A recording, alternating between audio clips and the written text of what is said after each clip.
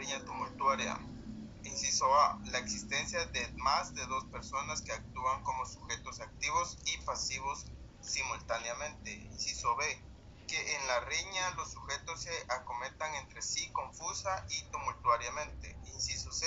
Que la confusión en la riña sea de tal naturaleza que sea imposible identificar a los responsables. No puede decidirse que exista riña tumultuaria si los sujetos se identifican por bandos, por símbolos o distintivos. Inciso D. Que no se puede establecer a quiénes de los contendientes causaron las lesiones que produjeron la muerte. Resulta difícil establecer aquí qué lesiones son mortales y cuáles no, qué lesión fue primero y quién o quiénes las produjeron. Quiero que se pongan a pensar ustedes en una pelea entre dos gentes, donde solo se mira que alguien le mete una patada a uno y por ahí apareció un bate o una cadena. Total que no se sabe ni quién fue el que pegó el golpe mortal. Ese es el problema con la riña tumultuaria, ¿ok?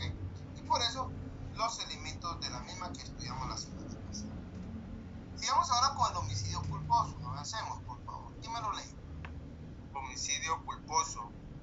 Nuestro Código Penal describe el homicidio culposo indicando: al autor del homicidio culposo se le sancionará con prisión de 2 a 5 años cuando el hecho causare además lesiones a otras personas que resultare la muerte de varias.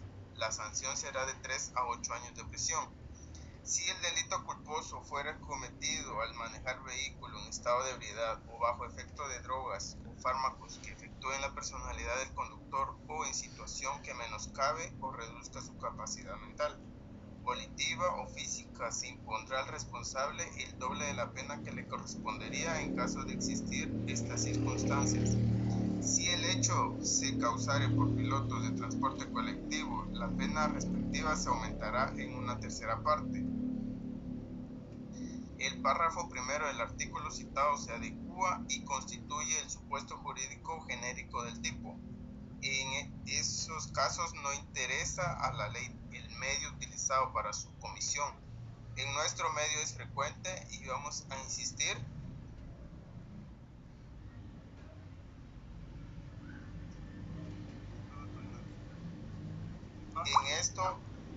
en esto al hablar de las lesiones. Identificar como culposo todo suceso del tránsito de vehículos en que se lesionan la vida o la integridad corporal. Sin embargo, para la ley son idóneos todos los medios con los cuales se puede verificar la muerte y que sean susceptibles de ser utilizados culposamente. En cuanto al segundo y tercero párrafo del texto legal citado, la ley selecciona el medio y una determinada conducta del sujeto activo del delito.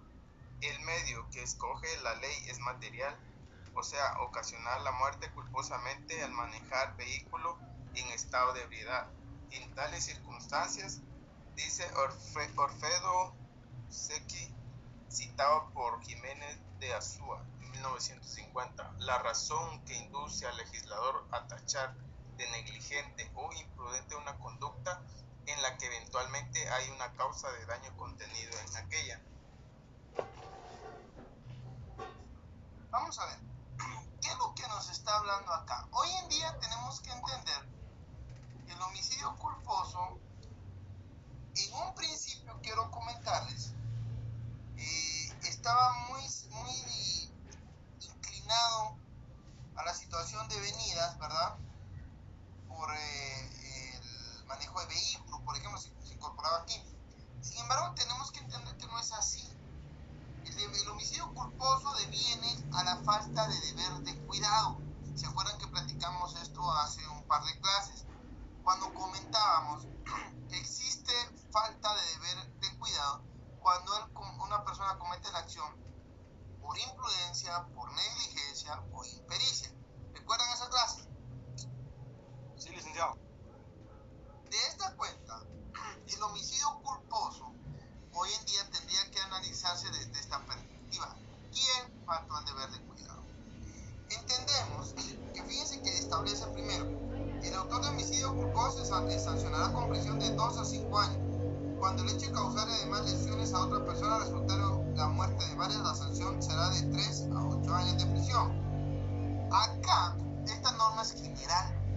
Ya el tipo es para cualquier situación en que una persona de forma negligente o faltando al deber de cuidado por impericia o por negligencia, impericia y por ¿cuál es la otra que les dije? ¿Cuál está la palabra? A ver, muchachos, recuérdenme cuáles son las 3 cuestiones de Prudencia, negligencia, impericia y ¿cuál es la otra? Se me fue ahorita el nombre. imprudencia. Imprudencia, ajá. Pueda cometer un hecho delictivo que cause la muerte de una persona sin la intención. O sea, no hay intención, no hay dolo, pero se faltó al deber de cuidado. Recordemos que el deber al cuidado tiene que tenerse presente que lo comete la persona que en verdad no tuvo el cuidado. Por ejemplo, alguien que tiene un niño, platicábamos hace un tiempo, te tomaba la mano y lo deja ahí jugando y el niño se mete a la calle y la otra persona viendo su celular o platicando. Eso fue negligencia. O alguien se mete a manejar algún tipo de maquinaria sin los conocimientos necesarios que causan la muerte de alguna persona. Eso es impericia. E imprudencia cuando se realiza con temeridad. ¿Se acuerdan de esos 3 elementos? Entonces, habría que ver si se cumple alguno de estos para decir que hubo dolo. ¿Quién es el que faltó al deber de cuidado? Por ejemplo, yo voy manejando, como les decía en la clase anterior, un vehículo. Voy a 40, 50 kilómetros por hora. A una velocidad normal, una velocidad media, aceptada legalmente. Voy en estado normal, con mi licencia, el vehículo en excelentes condiciones. Pero por ahí se atravesó un niño que no estaba siendo cuidado por su mamá, lo dejó suelto, y cabal yo voy manejando tranquilo y de la nada, intempestivamente, se atraviesa el niño. ¿Quién faltó al deber de cuidado? Pero ahorita voy a ahorita solo La madre. La mamá. Y eso es lo que tenemos que ver, ¿ya? Ahora bien, si la persona que va conduciendo el vehículo va con sus traguitos en la cabeza, ¿ahí qué hay? ¿Hay negligencia, hay imprudencia o hay impericia?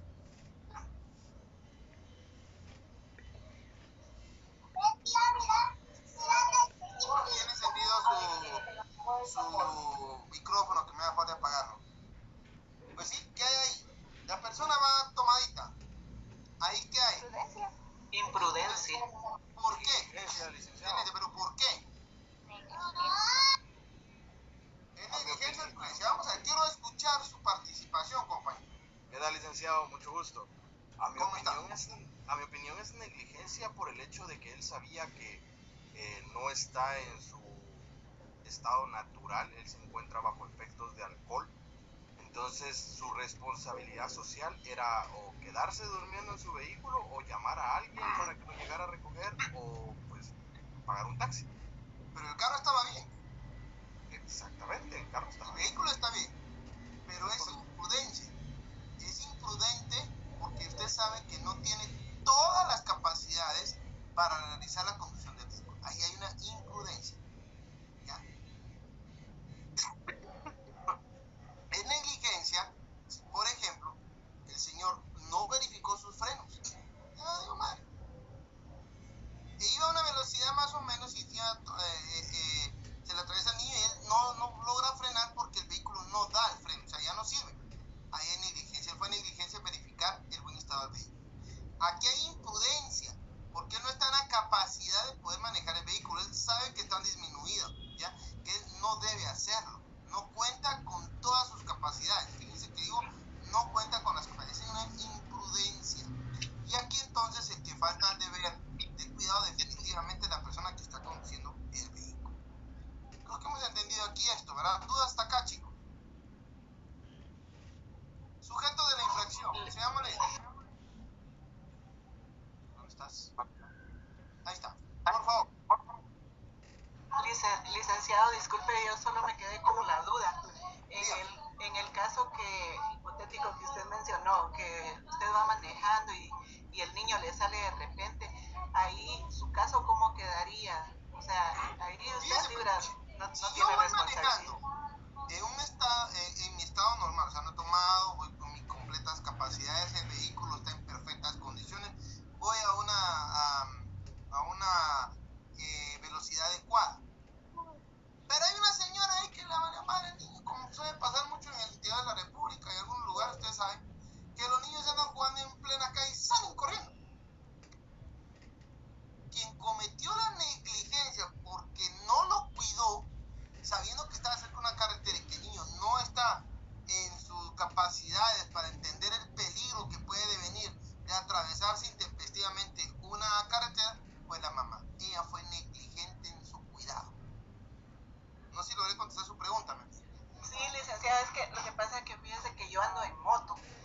Y hace un par de días a mí se me atravesó una persona en el semáforo. Yo llevaba la vía, el semáforo lo tenía en verde y la persona se me atravesó, pero yo iba como entre 50, 60, pero si yo frenaba a esa velocidad yo iba a volar, ¿va? Entonces yo bociné, pero ya no me pude quitar a la persona, pero yo digo, y si hubiera sido un niño, ¿cómo que hay mi responsabilidad? Igual la persona, quien salió lesionada, me imagino. Los dos, porque yo también caí, pues, porque cuando yo topé con él, no controlé la moto y me caí y él también cayó. Sí, pero no ya se haya golpeado muy fuerte, sinceramente espero que esté muy bien. Fíjese que acá, Sí, en la capital, ojo con lo que le voy a decir, no quiero que malinterprete. Lo mejor es andar entre 30 y 40, creo que eso es la velocidad media que se permite aquí en la ciudad capital. Aún así, si usted tenía el semáforo en verde, él tenía que tener el deber de cuidado de observarlo y no atravesarse para que no se espera que dé rojo, aunque él tenga prisa. Acá, si usted me pregunta, usted faltó el deber de cuidado por ir a una velocidad que no es adecuada para una ciudad. Ojo con esto. Pero también es más, faltó el deber de cuidado porque se atravesó una calle estando en verde y estando en rojo para él. Si usted me pregunta quién faltó al deber de cuidado, en suma fueron los dos, pero quien tuvo la mayor injerencia, quien tuvo el efecto negativo mayor fue él, porque él nunca debió atravesarse la calle estando en rojo para él. ¿Okay? Él fue el que faltó al deber de cuidado, ¿verdad? Y ahí fue imprudente, ¿ya? Ahí sí él es imprudente. ¿Ya? Sí, él sabía de que hecho, no debía hacerlo. Exacto, de hecho regreso a pedirme disculpas, pero a todo eso ya se había lastimado él y yo pues y me dice, disculpe, es que no me di cuenta, que salí corriendo. Entonces, pero yo digo, y si hubiera sido un niño, pues, o sea, ahí es donde yo digo. Igual, la responsable es la madre, Por eso es que uno debe tener a los niños. Mira, yo tengo una nena y me molesta algo que parece chuchito, pero yo le pongo una cuestión que tiene así alrededor de la cintura y yo ahí la controlo, pues yo no permito que se aleje mucho ni nada. ¿Por qué? Porque uno sabe que el niño puede salir corriendo intempestivamente y si uno no tiene cuidado, olvídense, entonces uno lo lleva en la muñeca agarrado, es una cuestión que le entienden a uno, ¿verdad? Y cualquier cosa no las puede jalar, por lo menos eso, ¿verdad? O que no se retiren a una distancia mayor donde puedan ponerse en peligro. Entonces, ahí uno está teniendo el deber de cuidado, pero si el niño anda suelto, el papá bien gracias o la mamá, el negligente es la mamá, no el papá, ¿ok? Sí. Gracias, licenciado, muy amable. Gracias, Billy. Sigamos sujetos de la infracción. ¿Quién me lo lee? Buenas noches, licenciado. Sujetos de la infracción. En lo referente al párrafo primero del texto legal, el sujeto activo puede ser cualquiera. En el segundo y tercer párrafo se señala un sujeto activo determinado, el conductor del vehículo en estado de ebriedad. Agrega Cuello Calón que el sujeto activo de este delito es el conductor, no sus acompañantes, aun cuando se hallaren también bajo influencia de bebidas alcohólicas, a menos que realizaran también actos de conducción. Aquí es necesaria la acotación al texto legal. Nos exige un estado de ebriedad, estado de embriaguez, el estado que alcanza el individuo que habiendo ingerido alcohol etílico y habiéndolo absorbido en torrente circulatorio, causa ya alteraciones psíquicas, neurológicas, sensoriales, motoras y generales. De tal manera, por mor de la reforma realizada por el decreto 45/2016, será suficiente conducir bajo influencia de bebidas alcohólicas o bajo influencia de drogas tóxicas o estupefacientes o estado de ebriedad, lo cual diferencia la situación que se planteaba antes de la reforma, en que era necesario el pleno estado de ebriedad, de manera que es suficiente, como requiere otro tipo penal, que se conduzca bajo efectos alcohólicos, lo cual es diferente y deberá quedar plenamente establecido para responsabilizarse a una persona por este delito. Usted tiene un nuevo libro definitivamente por esto, pero sigamos, me encantó. Démosle, pues. También hemos de referirnos al vocablo vehículo que se menciona en el texto legal comentado. Como nuestra ley no hace referencia a la clase de vehículo necesario para la integración del hecho, hemos de acudir a la descripción del diccionario de la Real Academia Española, que indica que vehículo es un artefacto como carruaje, embarcación o litera que sirve para transportar personas o cosas de un lugar a otro. Cuando nuestra ley habla de vehículo, lo hace en sentido genérico de acuerdo con la clasificación que hace la Ley de Tránsito en su artículo 4. Por su naturaleza, los vehículos se clasifican en 2 puntos. Primero, de brazo o pedal. Segundo, de tracción animal. Tercero, de fuerza mecánica. Consecuentemente, y en concordancia con esta ley, el Código Penal no hace alusión solamente a los vehículos dotados de fuerza motriz, sino toda clase de ellos, incluyéndose bicicletas, canoas, vehículos de tracción animal como carretas, etc. Es interesante esto porque hasta las canoas, las lanchitas, los barcos. Viene una persona y hace tours por el lago de Atitlán. Y ve que el lago está picado, es la hora en que está el chocomil soplando y está bastante fuerte, hay una tormenta y hay oleaje, y él aún así se tira y lleva a cabo su travesía, y a medio lago se voltea la lancha porque hay una ola muy grande y se ocasionan muertes. ¿Hubo ahí delito culposo o no? Hubo homicidio, sí mueren 2 o 3 personas, una persona que muere. ¿Hubo delito culposo o no? ¿Ah? ¿Podría repetirlo, por favor? Una persona hace tours por el lago de Atitlán, ¿verdad? Así de esas bonitas que se miran ahí, todo está bonito, pero se empieza a ver que el lago está picado, como le llaman, que hay una tormenta, ya hay oleaje alto. No sé si ustedes han tenido la oportunidad de andar en el lago de Atitlán, les cuento que sí hay olas grandes, cuando ya hay cierto viento y todo, ya las lanchas sí son fuertes. Y el hombre, sabiendo que hay una pequeña tempestad o que hay una tempestad fuerte, él alquila su lancha e inicia su travesía. A medio lago, una ola voltea la lancha y muere una persona. ¿Hay delito culposo o no? Sí, creo que es de imprudencia. ¿Por qué? Porque él no se dio cuenta. Bueno, estoy entre negligencia e imprudencia, porque él no se percató de que, sí se percató, pero no fue prudente darse cuenta de la tempestad. Ahí hablamos de imprudencia, precisamente, exacto, hubo imprudencia y por lo mismo faltó el deber de cuidado. Claro que hay un delito culposo, hay un homicidio culposo y muere una persona. Eso es como se ve, por eso es que esto de los vehículos no es solamente carros, ¿okay? Con la bicicleta, ahorita a veces diga uno, pero con la bicicleta, ¿cómo va a matar a una persona? Habría que ver, ¿verdad? Uno nunca sabe qué tipo de situaciones se puedan dar. Por ejemplo, esos jóvenes que les gusta correr a gran velocidad en bicicletas, y lo peor es de que van y no llevan ni frenos.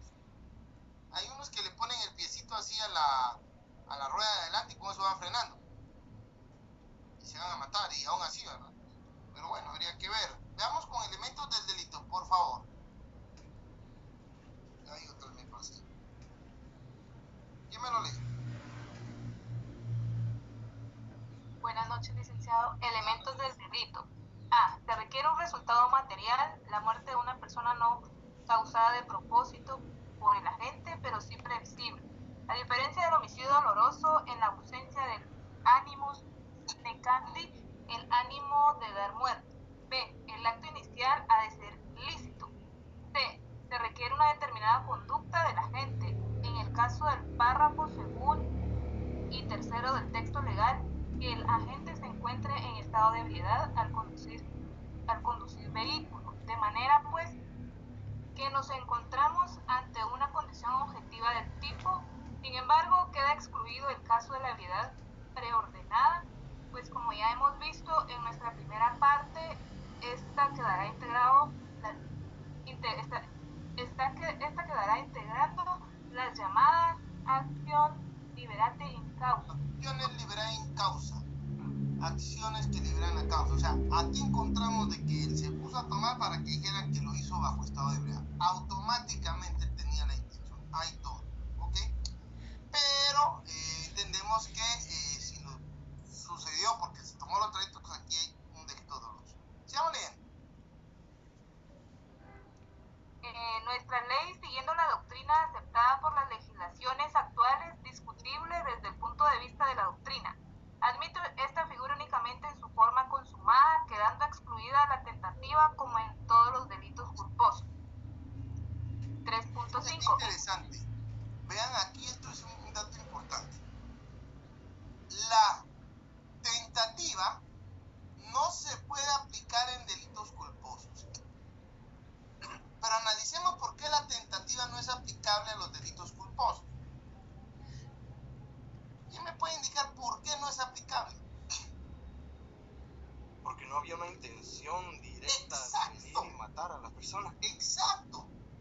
Yo no intentaba matar a nadie, yo no lo planeé, yo no quería, no había intención de, en la tentativa, inicio los actos relativos a lograr el objetivo, pero por circunstancias ajenas a mi voluntad, no lo logro. Entonces aquí hay dolo. Mientras que en los delitos culposos no existe el dolo. Por eso la tentativa queda excluida de los delitos culposos. Excelente, compañero, gracias. Inducción al suicidio, por favor. Licenciado, solamente antes de continuar, compartir más que todo una experiencia.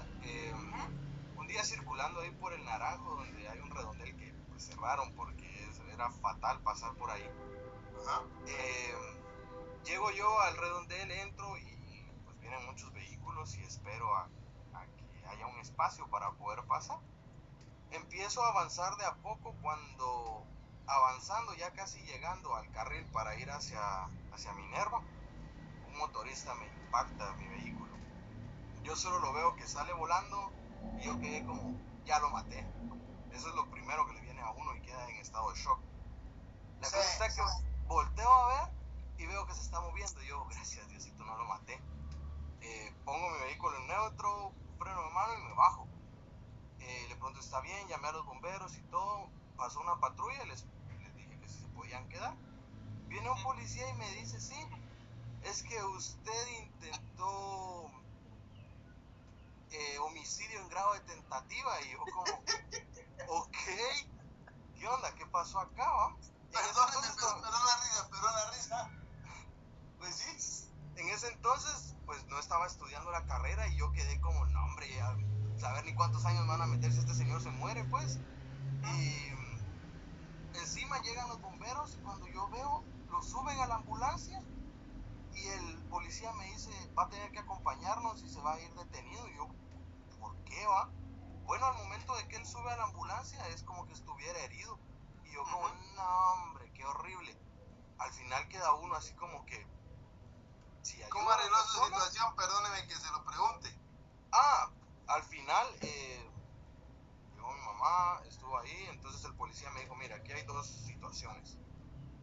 O se va con nosotros y se va a los juzgados, o vamos a ver cómo está el señor Alex de accidentes. Bueno, vamos a ver, ¿va? Al final no tenía culpa. Fuimos a ver y el señor quería que, como él quedar libre y que a mí me llevaran preso. Entonces viene el policía y le dice, mire, yo no me lo puedo llevar solo a él, porque no hay una parte pidiente, entonces no hay un motivo por el cual detenerlo. Y el policía, la verdad que fue muy buena persona, porque yo le comenté toda la situación, yo me bajé, le presté el auxilio, llamé a los bomberos y toda la cosa. Entonces él le dijo, mire, ante lo que él hizo, el juez va a beneficiarlo en muchos aspectos por haber prestado el auxilio necesario. Entonces ya le empezó a poner varias cositas el policía ahí y le dice, mire, el vehículo de él está a su nombre. La motocicleta de usted es una auténtica de alguien que vive en Quiché. Entonces si yo me lo llevo detenidos, va a salir peor. Entonces mejor arréglenlo entre ustedes, arreglen la situación en cuanto a los daños y listo. La verdad que usted me ponga en el plan, no, babosadas, aquí nos llevan los dos y que me arregle el carro. La verdad que en ese entonces yo estaba bien asustado, licenciado, bien asustado, y yo como, que me beneficia mejor. Mire, pues, qué bonito caso, porque, veámoslo así, usted no iba rápido, usted estaba medio parado, ¿no? Correcto. Él le llegó a pegar atrás, quiere decir, entiendo, de que él venía rápido, y si salió volado es que venía bastante rápido.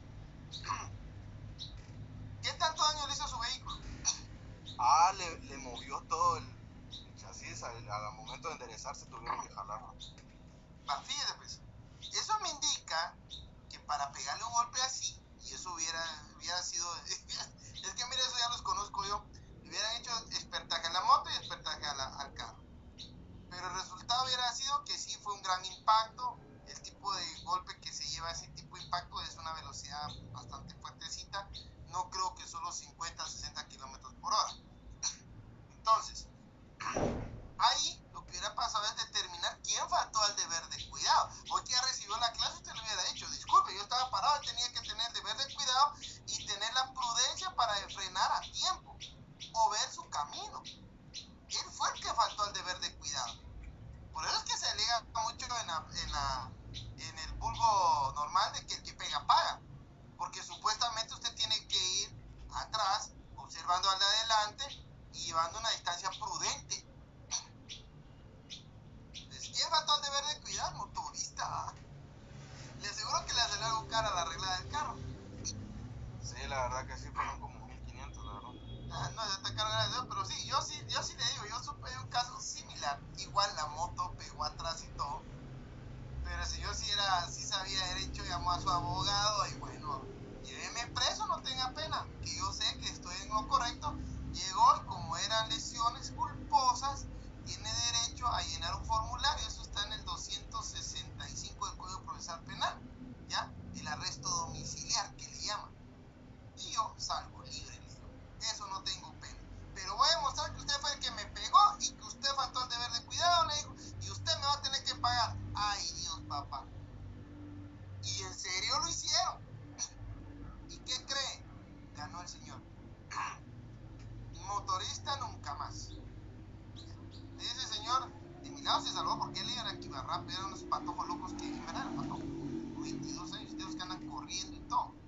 Entonces, ahí es un ejemplo de este tipo de procesos. Claro, demostrarlo va a depender, pero el otro lo hizo acabar porque, miren, hoy en día, ¿dónde no hay cámaras? Esa es una cosa que hay que tener en cuenta, ¿ok? Pero excelente su participación. Gracias, compañero. Sigamos con el siguiente punto, entonces. ¿Alguien más? Ok. ¿Inducción o ayuda al suicidio? ¿Qué me lo lee? Inducción o ayuda al suicidio. El suicidio, como sabemos, consiste en ultimarse deliberadamente. Diversas consideraciones han influido a través del tiempo para sancionar penalmente dicha acción. En el derecho canónico, basándose en consideraciones meramente teológicas, se sancionó con la pena vindicativa y la da sentencia consiste en la privación de sepultura eclesiástica para el suicida. ¿Qué quiere decir eso? No puede ser enterrado en tierra sacra. Es decir, los cementerios, les cuento, han sido bendecidos como tierra especial para la sepultura. Y automático, un suicida no podía ser sepultado. En ese entonces quiero comentarles que se acostumbraba mucho, máximo en Europa, que a la par de la iglesia estaba el cementerio de la comunidad. Era tierra sacra, ¿ya? Y entonces él no podía ser enterrado ahí. Es lo que significa esto. Sigamos leyendo, por favor. Pidiendo hacer dicha privación en forma pública si el suicidio trascendió a la comunidad o privada, si solo se conoció en un círculo íntimo. También se sancionó conforme este ordenamiento jurídico la tentativa de suicidio con las penas tales como la suspensión o remoción de beneficios y oficios que conllevan la cura de alma. Sin embargo, en este derecho no hubo especial sanción para la inducción o ayuda al suicidio. El iluminismo y posteriormente la propia escuela clásica se opusieron a la punición del suicidio. Esa es la corriente que denomina la legislación penal contemporánea, que no castigan el suicidio y su conato. Sin embargo, la mayoría de los ordenamientos penales contemporáneos sancionan su investigación, instigación para nuestra ley y la cooperación, ayuda según nuestra ley. Fíjense qué interesante, eso es historia, pero sigamos leyendo.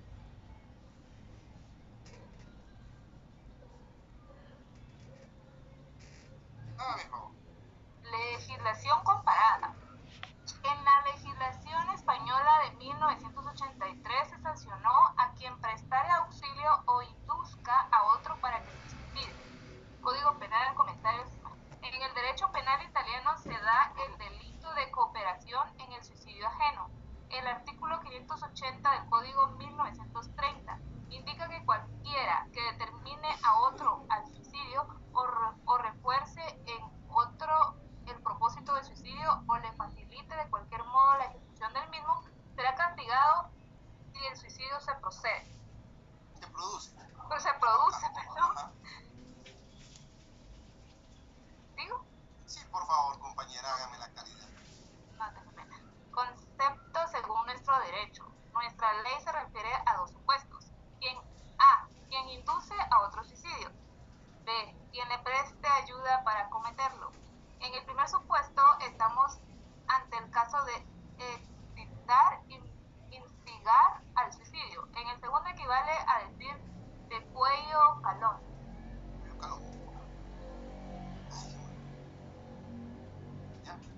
¿Ya? 1960, a prestar auxilio, prestar medios tales como armar, veneno o cualquier otro género de cooperación, auxilio intelectual como indicaciones acerca del modo de ejecutar el suicidio, de servirse del arma, etcétera, perdón. Inducir equivale entonces a tanto como despertar en otro el ánimo suicida hasta entonces existente. Esta incriminación es sumamente peligrosa por subjetiva, puesto que la inducción es sumamente difícil de quedar fincada en bases materiales, ya que puede perpetrarse por simple sugestión, una representación exagerada de los males o peligros que aquejarían a la víctima o por conservar y debe prevenirse también por la colindancia tan próxima que tiene el ánimo homicida, con la inducción al suicidio que de no privar tal ánimo en el sujeto activo no se cometería y queda librada siempre la convicción subjetiva del juez. Interesante esto de inducción o ayuda al suicidio. La ayuda al suicidio creo que está bien clara. Por ejemplo, yo no soporto esta vida, me quiero matar, yo tengo un veneno para matar, antes se te hace. Es más, conozco uno que usan unas pastillas para gorgó. Te comes una pastilla y te prometo que mañana no amaneces. Eso es ayuda, ¿verdad? Yo no sé usar un arma, no tengas pena. Yo sé quién me la da barata. Y sabes que lo mejor que te lo voy a dejar listo solo para que le pegues el jalón al gallo. Esa es ayuda. ¿Pero qué es inducción? Mi amigo, tenés cáncer y el cáncer que tenés es terminal y el cáncer te va a matar y lo peor es que son muchos dolores, no vas a aguantar ni con la morfina, dicen que es horrible, que desconoces a alguien, aunque no lo crean, hay muchas personas que lamentablemente prefieren quitarse la vida antes de enfrentar el dolor, y eso es lo que estoy diciendo. Y en estas condiciones es cuando muchas veces hay personas que dicen, no, mejor morirse. Si se dan cuenta, en ciertos países ya está permitida la eutanasia. Sabiendo que uno va a sufrir mucho, se quitan la vida. ¿Ya? Han habido casos en varios países donde incluso parientes ven el dolor de la persona, ven que ya la morfina y otros analgésicos ya no le hacen, ¿verdad? Y ellos mismos deciden aplicarle algún tipo de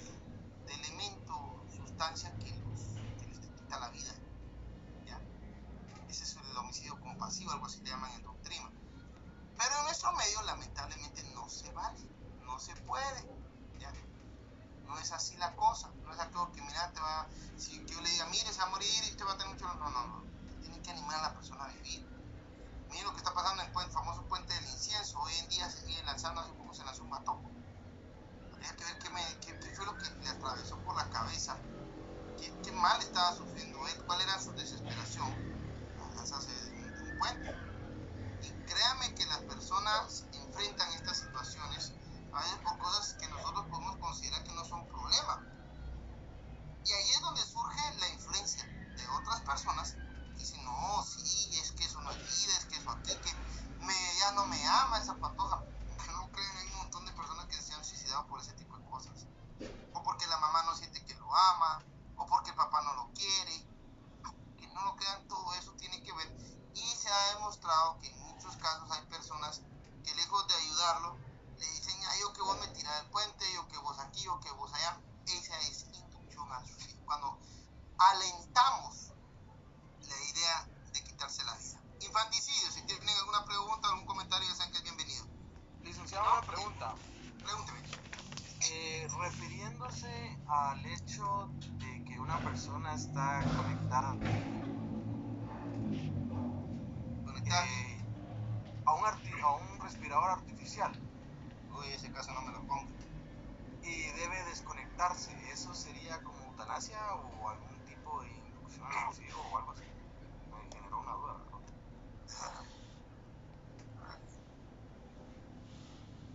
Mire, bueno, me dejó sin palabras, me dejó callado completamente. Y ahorita voy a explicar esto también. Hace 2 años mi padre murió a consecuencia de COVID y murió en Estados Unidos. Para que él muriera había que desconectarlo de una serie de aparatos. Soy sincero, me llamaban médicos, yo estaba que viajaba, pero en ese tiempo no se podía viajar a Estados Unidos. Mi hermano estaba allá, mi hermano menor, y tuvimos una discusión con él muy fuertemente. Por principios morales, yo me di la tarea de preguntar a amigos médicos, mira vos, de que lo dejen conectado a tu tío, uno nunca sabe. Los médicos de Estados Unidos y aquí papá ya lo había partido, que ya era una máquina, solo por la máquina estaba respirando, porque toda su actividad cerebral ya había cesado. A la fecha, yo le digo, yo no tuve el valor de decir desconecte. Por eso creo que su pregunta me dejó un poco frío. Yo no tuve el valor para decir desconecte. A la larga, pues yo no estaba allá. Yo dije que lo dejaran conectar un poco más. Mi hermano fue el que dijo, no, hay que desconectarlo, él estaba allá. Pues a él le tomaron la palabra. No lo culpo, no creo que sea ayuda al suicidio o ayuda, porque mi papá vamos con la intención, él no deseaba morir. La persona no desea morir y solo desde ahí ya no puede ser suicidio. Tampoco puede haber homicidio porque la intención no es matarlo, supuestamente él ya no vive, entonces sería una tentativa imposible, ¿ya? Si lo analizamos desde el punto de vista penal. Desde el punto de vista subjetivo, por eso le dije, su pregunta me dejó un tanto, me golpeó. Yo sí sigo pensando que no lo debieron desconectar, pero la verdad es que tampoco puede seguir así eternamente. Solo Dios sabe qué hubiera pasado. Mi padre ya estaba conectado con más 7 o 8 aparatos. Entonces le digo, ese tipo de experiencia personal, si yo lo llevo al campo penal, digo, es bien difícil. Yo sé que no lo ayudamos a morir, porque él no quería morir, no se suicidó porque él no quería morirse. Entonces vemos esa intención, pienso yo. Tampoco era homicidio, porque ya los médicos habían decretado que él ya había partido. Era la máquina la que lo tenía funcionando, ¿ya? Y de por sí lo desconectaron y mi papá murió. Esa es la verdad. Entonces, no podría haber ayuda al suicidio, no podría haber inducción, tampoco debería haber homicidio, porque pues, sería una tentativa imposible también, ¿no? Espero haber contestado su pregunta. Sí, licenciado, muchas gracias y pues, lo siento mucho, no era mi intención tampoco. No, no tenga pena, es algo normal, esto es academia. Yo compartí esto, me lo recordó y pues lo comparto como una experiencia, porque de eso se trata esto, de compartir experiencias, hemos platicado las experiencias de los compañeros y como les digo, la intención es que ustedes analicen, ya analicemos que se pueda para entender los elementos. Y es que esta clase creo que es de suma importancia, les voy a decir por qué. Porque a la larga les va a ayudar a ustedes a saber qué fue lo que pasó, qué acciones pueden ser imputadas a un patrocinado, qué acciones deben imputar ustedes a un sindicato, y también les ayuda a partir de ahí cómo realizar una defensa. Entonces es importante, no se preocupen. Démosle. ¿Alguna otra pregunta? Sí, Claudia. Buenas noches, licenciado. Solo tengo una duda. Porque ya me pasé aquí, ahorita voy. Vamos con infanticidio, porfa, si no hay más dudas. Ok. Empecemos con infanticidio, chicos, porfa. En el Código Penal guatemalteco de 1936 se sancionó el infanticidio honoris causa. Esto es el realizado por la madre para ocultar su deshonra o por los abuelos maternos para ocultar la deshonra de su hija. En la legislación actual priva la tesis de infanticidio determinado por motivos psicopatológicos, que es desde luego más amplia que la del código anterior. Ver a la madre como sujeto activo, único y determinado que da muerte a su hijo en el momento de su nacimiento o antes de que haya cumplido 3 días, siempre que haya sido impulsada por motivos íntimamente ligados a su estado, que la produzcan indudable alteración psíquica. En este caso existen elementos constitutivos del hecho que deben delinearse. El hecho constitutivo de dar muerte al niño en el momento de su nacimiento dentro de los 3 días de ocurrido el mismo.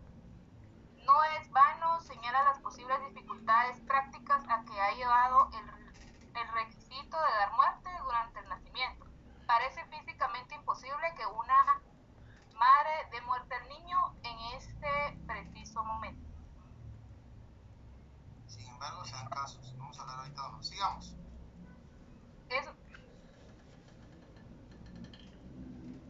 Es más claro señalar que el hecho sea a partir de que el niño ha nacido. Sin embargo, es posible adoptar en ese sentido el pensamiento de Peña. Desde el momento en que el parto empieza de una manera normal, toda actuación extraña debe ser considerada como infanticidio y toda conducta anterior de aborto. Toda conducta anterior de aborto. Anterior. Cerramos la puerta, por favor. La clasificación, sigo, ¿verdad? Sí, por favor. La clasificación de este hecho como un delito especial dentro de la política criminal obedece tanto a un sentimiento de severidad e indignación contra el que mata a un ser débil y sin defensa, tal el caso del recién nacido, como a un sentimiento de piedad para el sujeto activo, la madre que da muerte al fruto de sus entrañas, tanto para ocultar su deshonra, como movida por otras situaciones relacionadas con su estado. El móvil que tiene a evitar una maternidad no deseada puede manifestarse tanto suprimiendo la vida del feto en el periodo de gestación o suprimiendo la vida del recién nacido.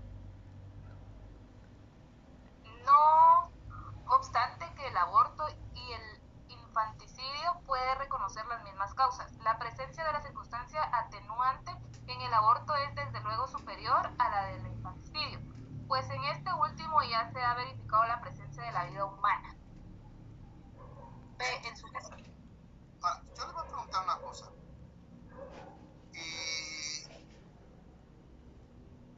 ¿Cuáles son, según lo que estamos viendo, los elementos importantes a tomar para decir que hay infanticidio? El que el ser ya haya nacido. Es aborto cuando todavía está en las entrañas de la madre. Cuando él ya nació, ¿Qué ya se plazo es el que cataloga señala en la ley? del nacimiento y 3 días después. Ok, ¿y si fueron 5 días después? ¿Qué pasó? eso es parricidio, ¿no? Muy bien. ¿Por qué usted dice que es parricidio? Porque ya los progenitores vienen y atentan contra la vida del menor.